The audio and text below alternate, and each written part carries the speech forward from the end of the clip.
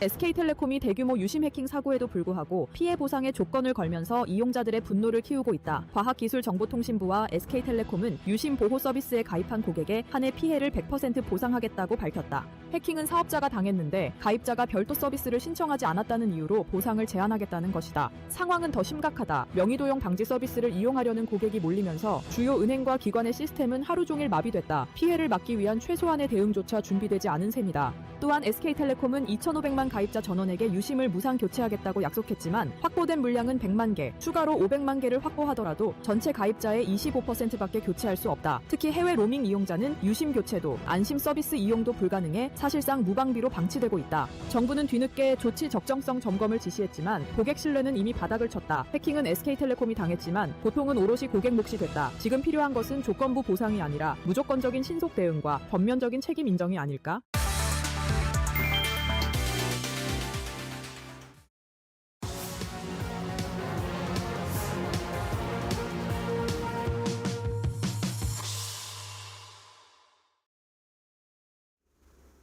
네, 마켓나우 3부 함께하고 계시고요. 계속해서 오늘 데일리 하스탁으로 이어갈 텐데 오늘 데일리 하스탁 이데일리 온 김태훈 파트너님과 함께 해보도록 하겠습니다.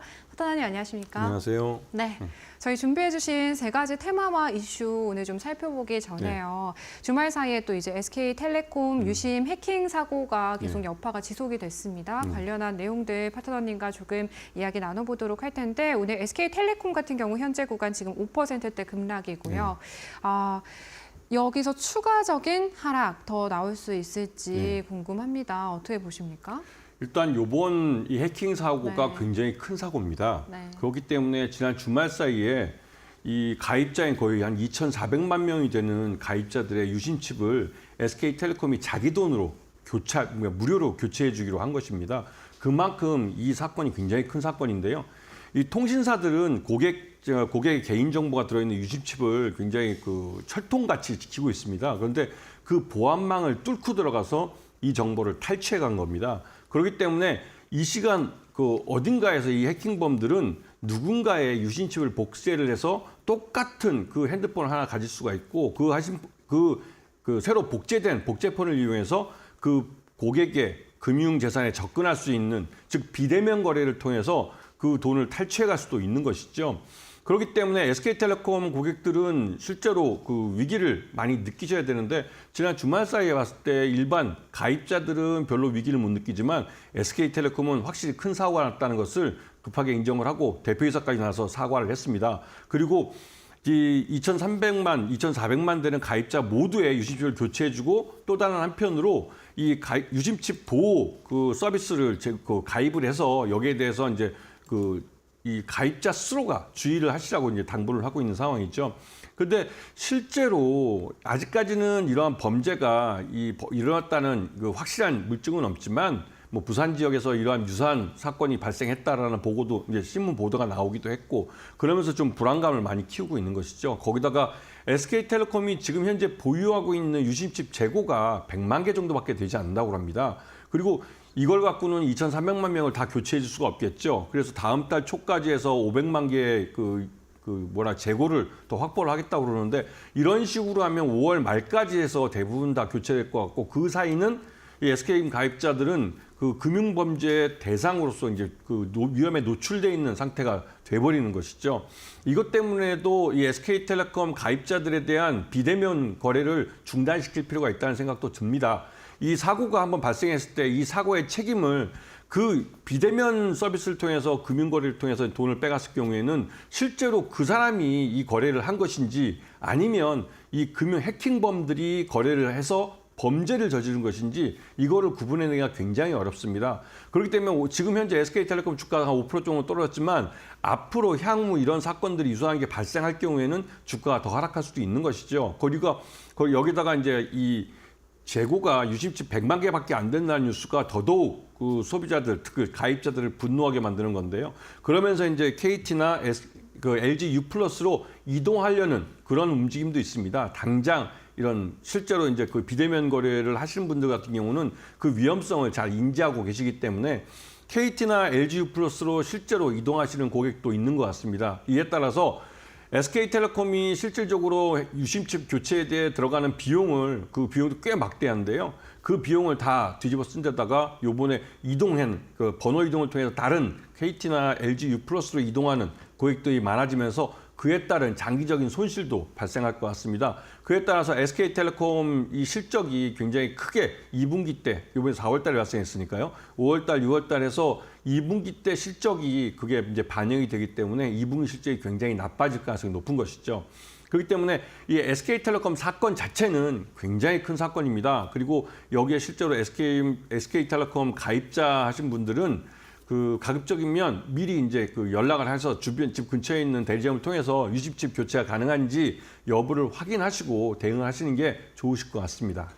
그럼 파트너님 혹시 SK텔레콤 주식 지금 보유하고 계신 시청자분들께서는 좀 어떤 대응 전략이 필요할까요? 손실이 발생한 상태에서 손실을 확정시키는 손절매를 바로 하라고 말하는 건 굉장히 어려운 문제입니다. 왜냐하면 다음 날이라도 SK텔레콤에서 말 그대로 한 100만 주든 200만 주 자사주를 그러니까 매수하고 소각하겠다고 해버리면 주가가 또 용치천처럼 튀어오를 수가 있는 것이거든요. 지난번에 지난 연말인가요? 삼성전자가 그 49,900원을 찍었을 때 그 다음날 10조 원어치 자사주 취득과 3조 원의 자사주 소각을 발표했습니다. 네. 그리고 나서 주가가 거의 한 10% 가까이 튀어버렸죠. 그것처럼 SK텔레콤도 그 정도의 현금 여유가 있습니다. 엊그저께 카카오 보유하고 있던 지분을 팔아서 4천억 정도의 현금을 마련했습니다. 그렇기 때문에 직접적으로 SK텔레콤은 말 그대로 자사 취득과 소각을 할 수 있는 현금을 손에 쥐고 있는 회사죠. 그렇기 때문에 이 손절매를 바로 해라 말아라 말하기가 굉장히 어려운 부분입니다. 이 부분은 투자자 스스로가 이 손실을 여기서 확정을 시켜버리고 그렇다면 이 손실이 확정된 부분을 따라잡을 수 있는 즉 지금 5% 6% 정도 손해 보인 부분을 다른 종목에서 이제 이거를 메꿀 수 있는 그런 좋은 종목이 있는지 찾아보시고 결정을 하시는 게 좋으실 것 같습니다. 네, 저희 이제 유심 정보 서버 등의 핵심 인프라가 해킹이 된 거기 때문에 이제 단순 개인 정보를 넘어서서 뭐 명의 도용이라든지 금융자산 탈취 등의 2차, 3차 피해로까지 이어질 수 있겠다라는 우려까지 나오고 있는 상황입니다. 그렇다면 파트너님 지금 SKT 여파로 인해서 KT와 또 LG U+ 네. 같은 경우에는 지금 또 플러스권의 움직임 네. 나타나고 있는데 반사이익 좀 기대해 볼 수 있나요? 좀 전에 말씀드렸듯이 지금 당장 유심칩을 교체하기 어려운 상황입니다. 네. SK텔레콤이 재고를 갖고 있는 게 한 100만 개밖에 안 되고 다음 달 초까지 해서 마련할 수 있는 게 500만 개 정도의 유심칩을 재고로 가질 수 있는데요. 하지만 지금 당장 번호 이동을 하면 LG텔레콤이나 KT에서 핸드폰을 바로 마련할 수가 있습니다. 유심칩 교체된 걸로요. 그렇기 때문에 실제로 이러한 그 비대면 금융 거래를 하시는 분들 중에는 그러니까 LG U+나 KT로 이동하시는 분들이 꽤 상당할 것으로 보여집니다. 그리고 그분들이 한번 옮겨가면 자기 계약 기간 2년이나 3년 동안은 그대로 그 서비스를 이용하기 때문에 다시 SK텔레콤 고객으로 다시 불러 모으기에는 꽤 상당한 당근을 제시해야 되는 것이죠. 그리고 LG U+나 KT가 반사이익을 보는 건 확실하지만 실질적으로 더 큰 수익을 보는 건 보안주들입니다. 지금 시장에서 보안주들이 굉장히 크게 오르고 있는데요. 이 보안주들은 말 그대로 그러니까 SK텔레콤이나 KT나 LG U+ 같은 대기업들이 보안에 관련해서 대규모 투자를 할 때 그 주가가 많이 실적이 좋아지고 또 주가도 많이 오릅니다. 그런 부분이 지금 반영이 되고 있는 모습인데요. 대부분 보시게 되면 이 보안주들은 지금 이 사고가 말 그대로 이 보안주 이 자체에 대한 보안에 대한 투자를 급증시킬 수 있는 좋은 호기로 작용하고 있는 것이고 이에 따라서 이 보안주들이 상당 기간 동안 실적 증가에 따른 우상향하는 차트를 그릴 가능성이 큽니다. 그렇기 때문에 이제 보안주들을 좀 주의 깊게 보시는 게 좋으실 것 같습니다. 네, 오늘도 앞서 말씀드린 대로 뭐 한싹, 모니터랩, 센즈랩, 사이버원과 같은 보안주들 좀 시장에서 부각받고 있습니다. 파트너님께서 조금 긍정적인 의견, 보안주의 투자를 좀 진행을 해보자라는 의견 주셨고 저희 오늘 SK텔레콤 해킹 사건과 관련해서 좀 간략하게 핵심들 짚어주셨습니다. 저희 계속해서 이제 데일리아스탁 준비해주신 3가지 테마와 이슈 화면을 통해서 먼저 확인해보고 하나씩 이야기 나눠보는 시간 또 가져보도록 할게요. 네, 데일리아스탁 준비해주신 첫 번째 테마는요. K-애니메이션입니다. 정부가 역대 최대인 1,500억 원 규모의 애니메이션 전문 펀드를 조성하기로 했습니다. 어떠한 내용으로 좀 저희가 관련 종목 볼 수 있을지 여쭤보도록 하고요. 두 번째는 K-팝입니다. 지난주에도 이 K-팝 이야기 해주시면서 엔터주들 좀 가지고 와주셨거든요. 어떤 새로운 이야기 준비되신 건지 여쭤보도록 하고요. 마지막은 드라마입니다. 역시나 지난번에 이제 출연해 주셨을 때 K 콘텐츠 안에서도 특히나 영상 콘텐츠 그리고 드라마 제작 쪽 기업에 주목해야 된다. 관심 있게 지켜보자라는 말씀해 주셨는데요. 전략 수정 있는 걸까요? 지금부터 이야기 나눠볼게요. 네, 첫 번째는 애니메이션입니다. 이제 뭐 드라마, 음악처럼 애니메이션도 핵심 문화 콘텐츠로 키우겠다라는 이런 맥락 안에서 정부가 1,500억 원 규모의 전문 펀드를 조성하기로 했다라는 내용 전해지는데요. 어떻게 보십니까? 그 콘텐츠에 대해서는 지난번에 이번 그 대선 공약으로 나오기도 했지만 이 콘텐츠 자체를 그 국가 그 전략 산업으로 지정을 해서 세제 혜택과 또 이런 그 육성책들을 내놓겠다고 했습니다. 네. 그게 이 컨텐츠 쪽은 이 일자리를 많이 만들어냅니다. 특히 이제 청년 일자리 쪽에서 많이 만들어줄 수 있기 때문에 이런 쪽에 펀드를 통해서도 자금을 대여해주고 또 투자도 해주고 하는 것이죠. 네. 실질적으로 이제 우리가 이 애니메이션이라는 게 우리나라도 굉장히 오랜 역사를 갖고 있습니다. 이 실제로 옛날 손으로 직접 그림을 그리던 시대부터 해서 네. 지금은 컴퓨터로 해서 다 이제 그런 그림들을 만들어내죠. 그런데 그러면서 이제 대량 생산으로 이제 이러한 그 디지털 그 애니메이션을 만들어내는데요. 이게 우리나라는 굉장히 오래된 역사를 갖고 있고 이거에서 경쟁력을 전 세계적으로 인정을 받고 있습니다. 우리나라 애니메이션이 해외에서 이제 OTT를 통해서 해외에 이제 공개가 되는데 그 꽤 상당한 인기를 누리고 있고요. 그리고 중국에서 한한령 해제하면서 제일 먼저 개방을 할 부분이 바로 애니메이션입니다. 물론 지금 뭐 어둠의 경로를 통해서 웹툰이나 웹소설 같은 게 특히 웹소설 같은 경우는 글로 돼 있어서 어렵지만 웹툰 같은 경우는 그림으로 돼 있어서 그 부분이 중국에 많이 노출이 돼 있습니다. 그리고 중국에 있는 분들 중국인들도 우리 한국의 웹툰을 보면서 아 이렇게 좀 말 그대로 재미있고 나름대로 내용 스토리도 좋고 이게 이제 중국에서는 없던 그런 문화이기도 하면서 이런 부분을 굉장히 좀 많이 빠르게 좀 받아들이고 있죠. 그러면서 이제 애니메이션도 중국 시장에 진출할 가능성이 높은데 특히나 중국이 이번에 너자투라는 세계 최대 흥행 실적을 갖고 있는 이 애니메이션을 중국 사람들이 만들었습니다. 이게 중국의 이제 전설을 모티브로 해서 만든 건데요. 그러다 보니 중국에서 나름대로 중국 기업들이나 중국의 이런 그 애니메이션 시장 쪽에 있는 엔지니어들이 국제적으로 글로벌리 경쟁력이 있다고 중국 정부가 판단하고 있기 때문에 이 시장을 가장 먼저 개방해 줄 겁니다. 근데 여기에 대해서 실제로 우리나라하고 그 경쟁을 했을 때 중국은 너자투라는 게 실제로 중국 내부에서 이 애니메이션을 보는데 이 기존에 없던 그러니까 중복 여러 번 반복해서 영화를 보는 이러한 문화가 만들어지면서 너자투가 세계 최대 흥행 실적을 올린 애니메이션이 된 겁니다. 그리고 우리나라 이 애니메이션들을 아마 중국 시장에 진출한다면 중국의 어린이 고객들은 굉장히 좀 참신한 느낌을 많이 받을 거예요. 이게 이제 기존에 못 봐왔던 그런 나름대로 이제 그 좀 수준 있는 애니메이션 스토리가 굉장히 좀 창의적이고 그런 부분을 그 중국의 어린 학생들이나 이런 분들이 접하게 되면 실질적으로 이 확실한 수준 차이를 많이 느끼실 겁니다. 그래서 이런 면에서 좀 관심을 갖고 보셔야 되는 것이고 실제로 우리나라 K 애니메이션 같은 경우 원소스 멀티유스라고 해가지고 하나의 IP가 성공을 하면 그 IP를 이용해서 다양한 이게 애니메이션 성공을 하면 이걸로 게임을 만들고 그 게임 속에 들어가는 OST도 만들고 또 드라마화하고 이걸 영화로까지 만드는 이 다양한 산업 분야에서 영향을 미칩니다. 그 각각에 대해서 새로운 일자리들이 만들어지는 것이죠.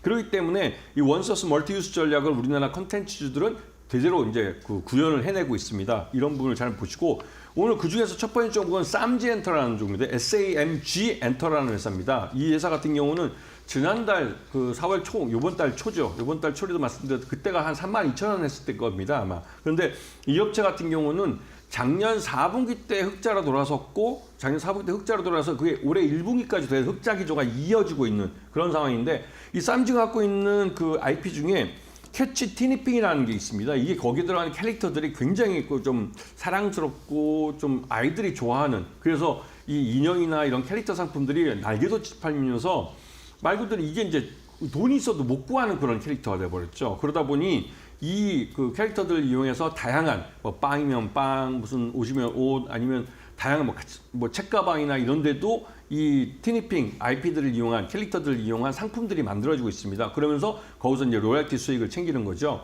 그래서 SAMG 엔터라는 이 회사는 실적이 이제 본격적으로 이제 늘어나면서 우상향하는 차트를 꾸준히 그려갈 거고 중국 시장이 개방이 되고 이제 여기에서 본격적으로 이제 SAMG 엔터의 이러한 캐릭터 상품들이나 이런 것들이 공개가 되면 그분 해외에서의 수익이 꽤 크게 늘어날 가능성이 큽니다.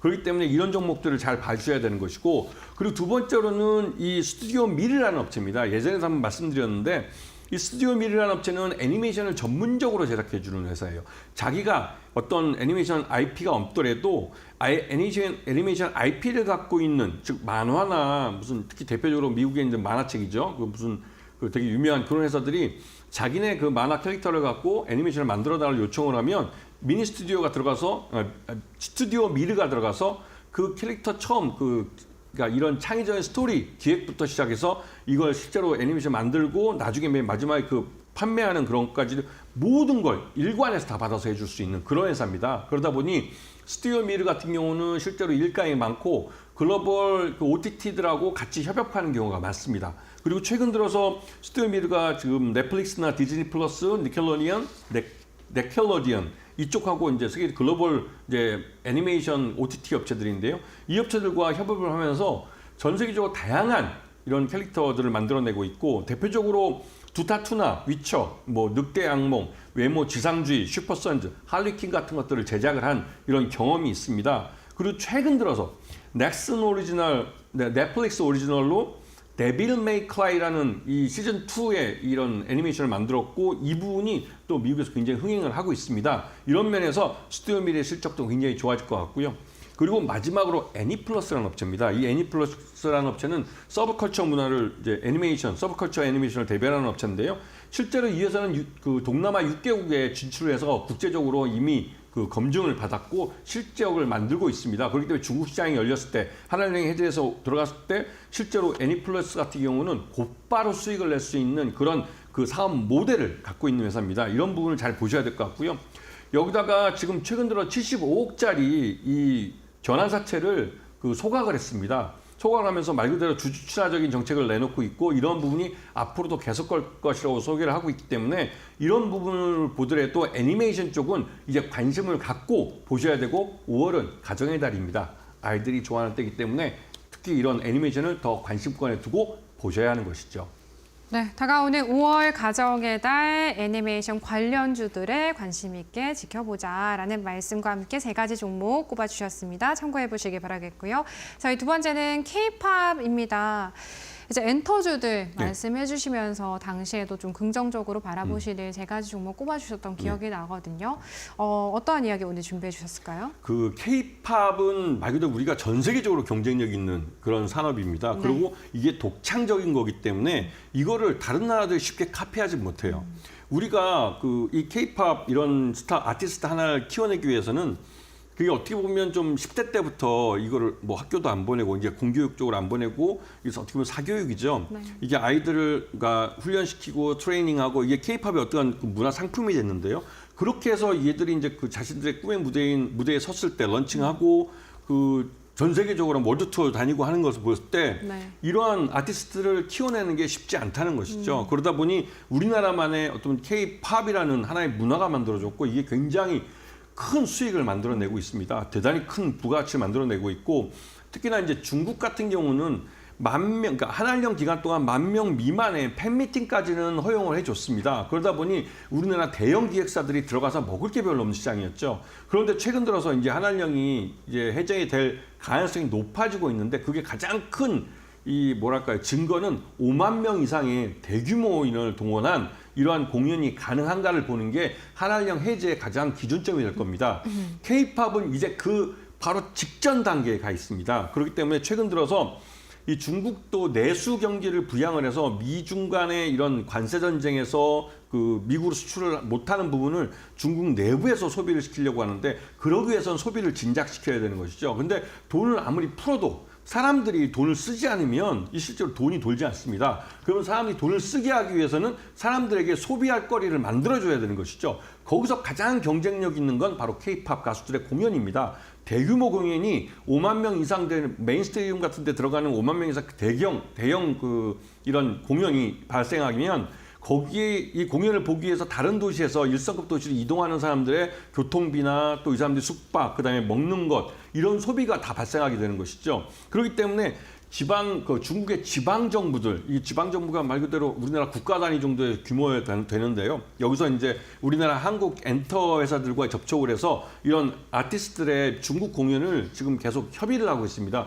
중앙정부에서 중국 중앙정부에서 OK면 곧바로 이제 투입을 할 수가 있는 것이죠. 그런 면에서 큐브엔터도 관심 있게 보셔야 되는데 큐브엔터는 메인 IP가 이제 여자아이들이라는 이 걸그룹인데 이 걸그룹이 작년 12월달에 재계약을 했습니다. 그렇기 때문에 큐브엔터는 이 확실한 IP를 성공한 IP를 갖고 있고 이 성공한 IP를 중국에 다시 런칭시키기 위해서 중국과 꾸준히 협의를 하고 있고 최근 들어서 카카오엔터가 1,300억 원 규모의 음원 유통계약을 큐브엔터와 맺었습니다. 그만큼 큐브엔터의 실적이 굉장히 좋아질 가능성이 높은 것이고요. 여기다가 큐브엔터는 관계회사인 화장품 회사 VT의 주식을 갖고 있습니다. 이런 것까지 다 포함해 보면 큐브엔터가 지금 현재 동원할 수 있는 현금이 2천억이 넘는 상황이죠. 그렇기 때문에 큐브엔터는 2천억이 넘는 현금을 갖고 다양히 M&A 같은 것도 할 수 있고 해외에 그 법인을 만들면서 해외에 적극적으로 더 진출할 수도 있고 더 많은 아티스트를 육성할 수도 있는 그런 상황입니다. 그런 부분을 잘 보셔야 되고 YG엔터 같은 경우 한중일 뭐 이런 나라뿐만 아니라 동남아나 이 중동까지도 그 음원과 또 IP를 팔면서 굉장히 해외적으로 돈을 많이 벌고 있고 최근 들어서 신인 걸그룹인 베이비몬스터가 일본 공연에 말 그대로 대박을 터뜨렸습니다. 이 말은 일본에서 공연을 성공한다는 것은 다른 글로벌 공연도 가능하다는 것이고요. 근데 베이비몬스터는 이제 계약한 지 1년밖에 안 된, 신규로 런칭을 한 지 1년밖에 안 된 신인 걸그룹이기 때문에 이 수익은 대부분이 회사 수익입니다. YG엔터의 수익이 되는 것이죠. 그리고 그 8월 달부터 이런 그 베이비몬스터 말고 이제 그 블랙핑크가 이제 공연을 시작하는데요. 월드 투어를 시작합니다. 근데 여기 이제 블랙핑크 같은 경우는 이미 두 번째 계약 단계이기 때문에 이 수익 면에서 이 블랙핑크들이 가져가는 것들이 더 많죠. 회사 먹는 게 양이 좀 적어집니다. 그렇기 때문에 베이비몬스터가 히트를 친 건 그만큼 YG엔터의 실적이 좋아질 가능성이 높다는 것이고요.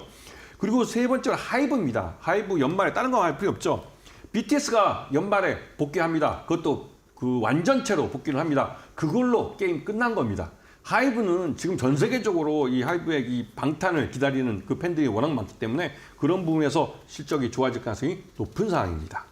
네, 두 번째 K-팝 안에서 또 엔터주 지켜볼 수 있을 만한 종목들 좀 꼽아주셨고 회사의 IP와 관련된 모멘텀들 설명을 해주셨습니다. 올해도 컴백하는 아이돌들 많으니까요. 또 엔터주에 관심 있으신 분들 또 지켜보시면 도움이 되겠습니다. 저희 마지막은 K-드라마입니다. 여전히 뭐 드라마 제작 쪽 기업에 주목해보자라는 의견이실까요? 예.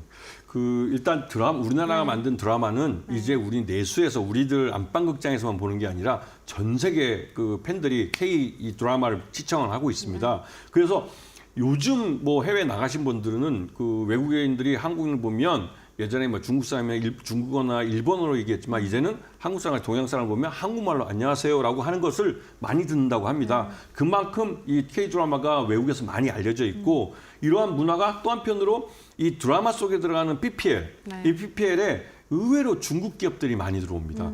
이게 우리나라에서 팔리지도 않는 무슨 그 중국 그 생수나 이런 것들이 우리나라 K-드라마에 등장하는 걸 볼 수가 있는데요.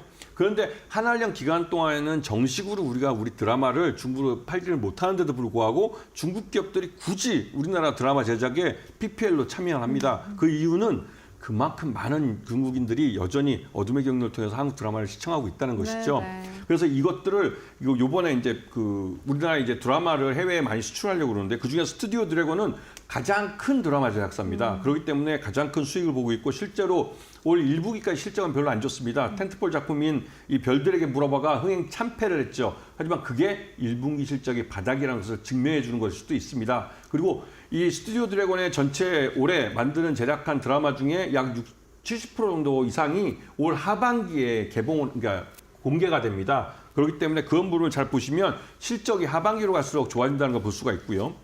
그리고 두 번째는 아티스트 스튜디오입니다. 이 회사는 옛날에 레몽레이너 회사인데요. 이 레몽레이너 회사는 말 그대로 드라마 전문 회사입니다. 그리고 이에 아티스트 컴퍼니에 인수되면서 이름이 아스티오 스튜디오로 바뀌었고요. 그리고 이 회사는 그 이제 경영권 분쟁에 대한 부분은 완전히 끝났습니다. 완전히 끝났기 때문에 올해는 제대로 된 드라마 제작과 또 이 제작을 통해서 수익이 나는 그런 가능성이 높고 최근 들어 최대 주주인 이정재 배우가 중국을 방문해서 중국의 이 엔터 회사들과 협의를 했다고 합니다. 그에 따라서 중국 시장 진출에 대한 기대감도 굉장히 높아진 상황이죠. 자, 그리고 이번 그 6월 달에 그 이정재 배우의 오징어 게임이 시즌 3가 런칭이 준비되고 있습니다. 그렇기 때문에 이 항상 오징어 게임에 대한 얘기가 나오면 이정재 배우 때문에도 이 관련주들이 많이 가기 때문에 관심을 좀 갖고 보셔야 될 타이밍이고요. 마지막으로 A스토리입니다. A스토리는 이 프로그램 방송을 제작하는 회사로 굉장히 유명하고 또 중소형 이 드라마 제작사 중에 가장 많은 독립 IP를 보유하고 있는 회사입니다. 그 말뜻은 이 A스토리의 이런 그 작품들이 그 한한령 기간 동안 중국에 수출이 되지 못하고 계속 창고에 쌓여 있다는 것이고 제대로 이 한한령이 해제되고 중국의 안방극장에 우리나라 이 드라마들이 갈 수 있게 되면 A스토리 같은 경우는 창고에 있는 것들을 꺼내다가 그냥 팔면 됩니다. 그러면 바로 잡식으로 잡히죠. 그렇게 되면 이미 제작비가 다 뽑은 이 드라마들이 말 그대로 A스토리에는 수익으로 돌아오는 것입니다. 그래서 A스토리가 굉장히 중요하고요. 그리고 A스토리가 무엇보다도 이 이상한 변호사 우영우인가요? 그 드라마를 제작한 회사인데 이게 해외에서는 이 판권을 갖고 리메이크가 또 준비되고 있습니다. 그에 대한 판권 수익이 또 들어올 겁니다. 그리고 이 A스토리가 만든 유괴의 날, 빅마우스, 크래시 같은 이런 IP들은 중국에서 리메이크가 되려고 하고 있기 때문에 그런 부분에 대해서 또 판권이 들어옵니다. 그렇기 때문에 이 회사 A스토리 같은 경우는 한알령 해제에 가장 큰 수혜를 보는 드라마 제작사라고 볼 수가 있는 것이죠. 이런 분을 잘 보시면서 지금 5월달 시장을 보시면 충분히 좋은 기회를, 수익을 가져갈 수 있는 기회를 이 컨텐츠 쪽에서 잡으실 수 있을 겁니다. 네, K드라마 안에서는 스튜디오 드래곤과 아티스트 스튜디오, A스토리까지 세 가지 종목 긍정의 의견 주셨습니다. 지금까지 데일리 아스탁 이데일리 온 김태훈 파트너님과 함께했습니다. 파트너님 고맙습니다. 감사합니다. 네, 저희 마켓나우 3부는요. 시청자 여러분에게 도움이 되는 정보들을 제공해드리고 있습니다. 다만 투자에 대한 판단과 책임은 개개인에 있다는 점 유의해 주시길 바랄게요.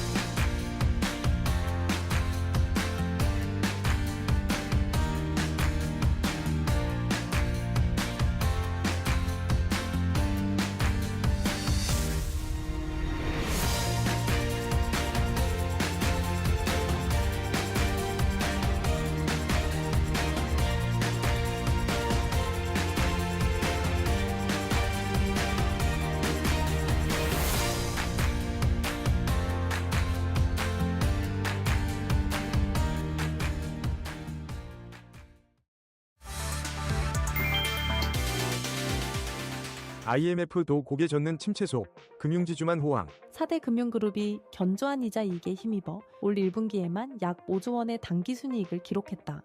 27일 금융권에 따르면 4대 금융지주의 1분기 당기순이익은 총 4조 9,289억 원으로 1년 전과 비교해 16.8% 증가했다. 한국은행에 따르면 1분기 한국의 실질 국내 총생산 성장률은 마이너스 0.2%다. 지난해 1분기 1.3% 반짝 성장한 뒤 2분기 마이너스 0.2%로 역성장하고 3, 4분기 0.1%씩 성장해 지지부진한 모습을 보이다 다시 역성장했다. 특히 지난 1분기는 계엄탄 핵으로 인한 국내 정치 혼란과 미국의 고강도 관세 정책 등 악재가 겹쳤다. 경제 전망도 한층 더 어두워졌다. 국제통화기금은 지난 22일 올해 한국의 경제 성장률 전망치를 기존 2.0%에서 1.0%로 대폭 하향 조정했다. 한국은행 역시 현재 1.5%인 전망치를 다음 달 29일 대폭 낮춰 수정 발표할 것이라는 관측이 많다.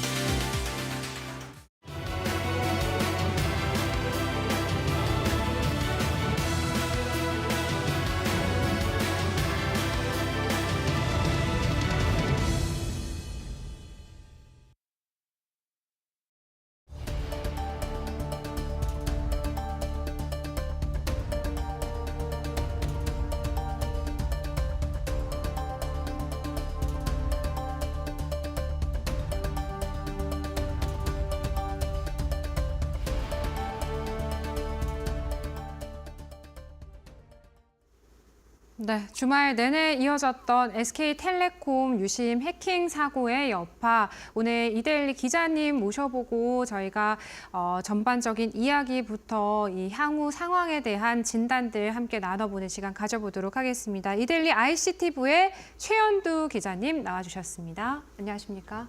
안녕하십니까? 네. 2,300만 가입자입니다. 국민 절반 이용자 수이고요. 국내 최대 또 이동 통신자이지 않습니까? 이 SK텔레콤 지난 18일 해킹 경위와요. 그리고 어떻게 알려지게 된지 이런 부분들 전반적으로 좀 알려주시면 좋을 것 같습니다. 네. 이제 우선 언론 보도를 통해 이번 해킹 사고가 알려진 건 지난 22일 오전 9시 50분경입니다. 이데일리 단독 기사를 통해 처음 밝혀졌고요. 이제 사고 경위를 좀 보면요. 이제 SKT가 사내 시스템에서 이제 비정상적인 데이터 이동, 그거를 최초 인지한 시점이 18일 오후 6시 9분입니다. 그래서 같은 날 밤에 11시 20분 내부 조사 과정을 통해서 이제 유심 정보 관리 서버에 악성 코드가 감염됐다. 이제 이런 사실을 확인했다 하고 합니다. 그래서 이용자의 유심 정보 일부가 유출된 것을 확인한 시점도 있어요. 그래서 그거는 이제 이튿날인 19일 오후 11시 40분경이고요. 그래서 이제 SKT가 이것을 이제 과기정통부와 한국인터넷진흥원에 신고한 시점은 20일 오후 4시 46분경입니다. 그래서 이건 사실 이제 처음 비정상적인 데이터 이동을 인지한 시점으로부터 47시간 정도 지난 상태였고요. 이제 현재는 이제 과기부와 인터넷진흥원 중심으로 민관 합동조사단이 꾸려졌고요. 사고 경위와 피해 규모를 정확하게 파악 중입니다. 그래서 조사 결과는 한두 달 내로 나올 것으로 보이고 있습니다. 네, 피해 규모는 아직 특정되지 않은 상황이고요. 기자님 말씀해 주신 대로라면 이제 해킹 사실을 법정 신고 시한이 넘어서서 신고를 한 건데 한국인터넷진흥원이 사고 발생 시간을 고의로 수정했다라는 의혹까지 제기가 되고 있습니다. 이 규정 위반 왜 그랬는지 이유를 좀 들어볼 수 있을까요? 네, 우선 현행 정보통신망법에 따르면요. 정보통신 서비스 제공자는 사이버 침해 사고를 인지한 후 24시간 이내에 과기정통부나 인터넷진흥원 관계기관에 신고하도록 되어 있습니다. 그래서 SKT는 사실 이번에 신고를 이제 47시간 지나서 했다는 건데요. 이제 결과적으로 보면 이제 법상으로 신고 기한을 넘긴 것으로 볼 수 있고요. 이제 망법 위반에 해당되는 것이죠. 그래서 이 경우에 이제 법에 따라서 3천만 원 이하의 과태료가 부과될 수 있습니다. 또 개인정보보호법상 개인정보가 유출 혹은 노출됐다라고 의심되는 경우 개인정보보호위원회에 72시간 이내에 신고를 해야 하는데요. 사건 일지를 보면 지금 이 부분도 어긴 것으로 보이고요. SKT 입장을 밝혔는데 최근 설명회에서 사건 발생을 인식한 직후에 신고하지 않은 이유에 대해 고의성은 없었다. 이렇게 말한 상황입니다. 네. 사안의 중대성이 워낙 크다 보니까 신고에 필요한 사항을 파악하는 데 좀 시간이 걸렸고 그 사이에 걸렸다고 주장을 했는데 그 사이에 이용자들의 불안감은 커졌던 상황인 거죠. 네, 늑장 신고, 봐주기 논란 등이 제기되고 있는 현 상황인데 이 정보라는 게요. 사실 유심 정보를 해킹하게 되면 복사된 유심 칩도 만들 수가 있고 또 복제 폰이 만들어지게 되면 본인도 모르는 사이에 인터넷 뱅킹 등을 통해서 이런 금전 탈취도 혹시 가능한 건지 궁금하거든요. 네, 우선 전문가들 입장을 좀 들어보면 금전 탈취 가능성은 좀 미미하다, 적다 이렇게 보고 있습니다. 그 이유를 좀 살펴보려면 해커가 어떻게 유심 복제폰을 만드느냐 이걸 조금 들여다봐야 될 것 같아요. 예를 들면 해커가 A 씨라는 사람의 복제폰을 만들었다 이렇게 보면요, A 씨 명의로 핸드폰 2개가 새로 생긴 것이죠. 근데 유심 정보가 똑같은 휴대폰이 동시에 유심 정보가 똑같은 휴대폰이 동시에 2개가 지금 통신망에 연결은 되지 않거든요. 그건 불가한 상황이에요. 그러니까 한 통신사망에 2개의 공동 명의, 같은 명의로 된 핸드폰 연결될 수가 없는 것이죠. 그래서 둘 중에 한 기기는 반드시 전원이 꺼져야 되는 거거든요. 네. 그래서 그런 경우에 해커가 피해자한테 메시지를 보낸다거나 아니면 카톡을 보내서 휴대폰을 껐다 켜십시오, 리부팅 하십시오 이런 문자를 통상 보낸다고 합니다. 그래서 이제 피해자가 휴대폰을 끄게끔 유도한 다음에 이제 범죄를 저지르는데 주로 그 범죄는 이제 A 씨가 실제로 본인 폰으로 받아야 될 문자나 전화 통화를 이제 해커가 직접 다 받게 되는 것이고요. 근데 이제 좀 주의 깊게 봐야 될 것은 해커가 손에 쥐고 있는 복제폰은 A씨 폰에 다운로드 되어 있는 애플리케이션이나 뭐 이런 것들이 다 깔려있지 않은 상태라고 볼 수 있어요. 그래서 만약에 해커가 이 앱을 깔아서 무단으로 금전 탈취를 하려고 해도 이제 A씨의 공인 인증서나 OTP, 이제 일회용 비밀번호죠. 계좌 비밀번호 이제 이런 추가 인증 절차를 거쳐야 되기 때문에 이제 그런 정보가 유출되지 않는 이상 복제폰으로 금전 탈취까지는 이제 좀 가능하지는 좀 어렵다. 이제 이렇게 보여지고 있습니다. 특히 이제 SKT의 경우 유심 정보를 제외한 뭐 OTP나 뭐 은행 뱅킹 관련 정보를 갖고 있지 않은 상황이라 금전 탈취 가능성은 적다고 보여집니다. 네, 금전 탈취의 가능성은 거의 희박한 수준이다라는 말씀으로 좀 정리를 해주셨고, 저희가 2차, 3차 피해를 막기 위한 뭐 가장 안전한 방법은 이제 유심을 교체하는 방법이다라고 하더라고요. 오늘부터 이제 SK텔레콤에서 무료 유심 교체 서비스를 제공하고 있습니다. 여기서 꼭 확인해야 될 게 있을까요? 네, 이제 SKT는 오늘 오전 10시부터 2,600여 개 T월드 매장 그리고 공항 로밍센터에서 무료 유심 교체 서비스를 시작했습니다. 그래서 이제 SKT에 따르면 이제 국내 총 가입자 수가 2,480만 명 정도 되는데요. 이제 현재로서는 약 100만 개의 새 유심을 확보했다고 한 상황이고요. 네. 이제 다음 달 말까지는 500만 개를 추가 확보하겠다고 한 이제 입장입니다. 그래서 만약에 이제 이런 상황인데 이제 현장에 가신 이제 이용자분들께서 이제 유심이 부족한 상황을 맞이할 수 있겠죠. 그래서 온라인에서 이제 무료 유심을 예약을 한 다음에 그 다음에 이제 예약 신청한 다음에 매장에 방문하시는 것이 좋겠습니다. 그래서 교체 대기하실 동안에는 유심 보호 서비스를 가입을 하시는 게 가장 최선인 방법인 것 같습니다. 지금 유심 교체 이 요청이 굉장히 몰리고 있고 수요가 굉장히 많잖아요. 그럼 물량 확보에도 좀 어려움이 있을 텐데 저희가 좀 이런 유심들을 당장에 교체할 수 있는 방법도 있을지 궁금하거든요. 당장에 교체할 수 있는 방법이라고 하면 이제 본인이 구매하시는 네. 방법이 있긴 한데요.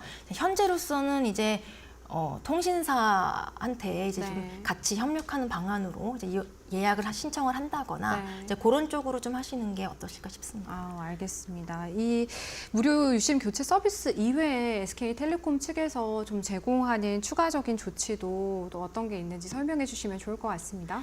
네, 이제 아까 전에 좀 살짝 말씀드렸는데 유심보호 서비스라고 해서 이제 누구나 무료로 가입할 수 있는 이제 보안 서비스가 지금 마련되어 있는 상황이에요. 그래서 이 서비스는 이제 유심 정보가 무단으로 사용되거나 복제되는 이제 그런 기기에서 복제돼서 활성화되는 이제 그런 것을 차단해주는 서비스인데요. 별도의 요금이 없이 무료로 제공되고 있고요.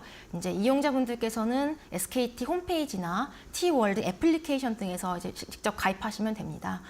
다만 이제 유의할 점은 해외 로밍 서비스를 이용하셨던 분들은 이 해외 로밍을 해지하시고 서비스를 이용하셔야 되는 상황이라 조금 그 부분은 유의하셔야 되는데요. 이제 SKT는 다음 달 중에 해외 로밍 중에도 이제 유심보호 서비스가 이용 가능하도록 이제 서비스를 고도화하겠다. 이제 이렇게 밝혔습니다. 이제 또 한 가지는 이제 유심보호 서비스 가입자분들이 만약에라도 해킹 사고로 인해서 피해를 보신다면 이제 SKT가 100% 보상해주겠다. 이제 이렇게 약속을 한 상황입니다. 네, 유심 보호 서비스라는 SK텔레콤의 추가 조치가 있다라는 말씀까지 좀 설명을 해주셨습니다. 잘 참고해서 대응해 보셔야겠고요. 그리고 추가 이 취약계층 가입자에 대해서 구체적으로 어떤 조치가 이루어지고 있는지도 궁금하거든요, 기자님. 네, 그래서 지금 현재 디지털 취약계층, 이제 뭐 70세 이상 노인이라던가 장애인, 국가유공자 이런 분들에게는 별도로 이제 SKT 상담사분이 전화를 통해서 이제 유심보호 서비스 가입하도록 이제 이렇게 좀 도와주고 있습니다. 매장 방문이 어려운 경우에는 이제 찾아가는 서비스도 검토한다고 하니까요. 이용자분들이 좀 대기해 주셨으면 좋겠습니다. 네. 저희 마지막으로 이제 SK텔레콤 측에서 뭐 어떤 처벌을 받을 수 있는지도 좀 궁금해요, 기자님. 네. 처벌이라고 하시면 관계기관에 따른 뭐 이제 이런 걸 말씀하셨는데 지금 현재 아까 제가 살짝 말씀은 드렸는데 이제 개인정보보호법상 이제 만약에 기업이 고객이나 이제 임직원의 개인정보가 유출됐다. 이제 이런 것을 의심된다는 상황에서 이거를 신고를 72시간 내에 해야 돼요. 이제 지난 2023년 개인정보보호법 개정으로 24시간에서 이제 72시간으로 시간이 늘어났는데 이제 사실 이 부분 좀 명확히 해야 될 필요가 있을 것 같습니다. 만약에 이제 이걸 어겼다, 72시간 내에 신고하지 않았다라고 명확히 밝혀지게 되면 또 보호법상 이제 개인정보보호위원회 처분이 있을 것으로 보입니다. 네, 오늘 최연주 이데일리 기자와 SKT 유심 해킹 사고 관련해서 함께 이야기 나눴습니다. 기자님 오늘 말씀 고맙습니다.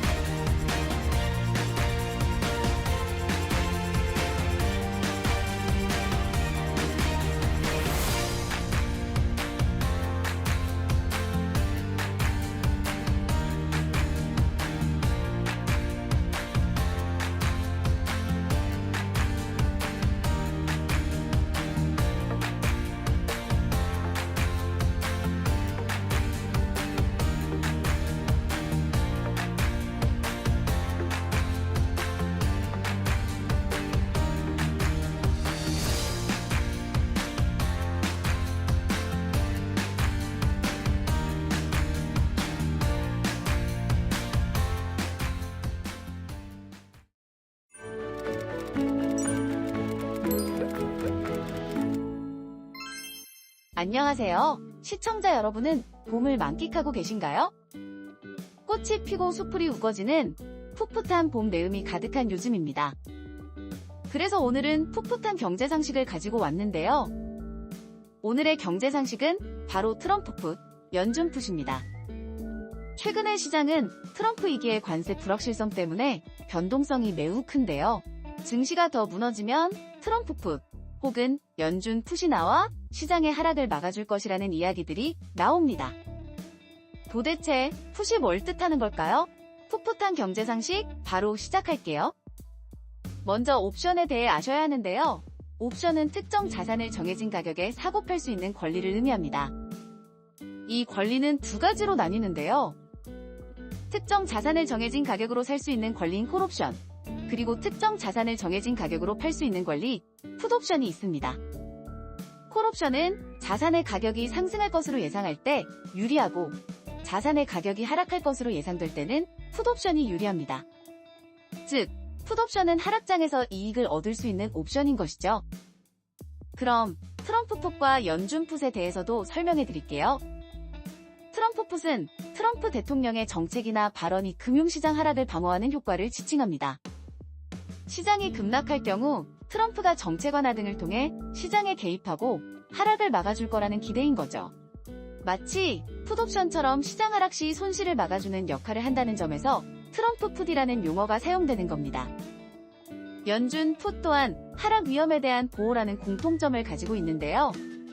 금융위기나 경기 침체 조짐이 나타날 때 연준이 금리 인하나 양적 완화를 통해 금융시장의 하락을 막아주는 활동을 의미하는 것입니다.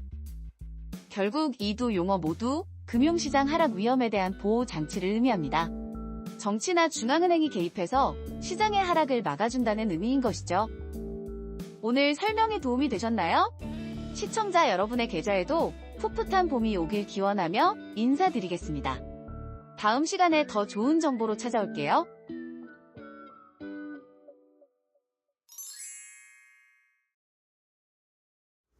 네, 저희 마켓나우 3부 오늘 준비한 내용은 여기까지입니다. 저희는 내일 오후 1시에 다시 인사드리도록 할게요. 오늘도 함께해 주신 여러분 고맙습니다.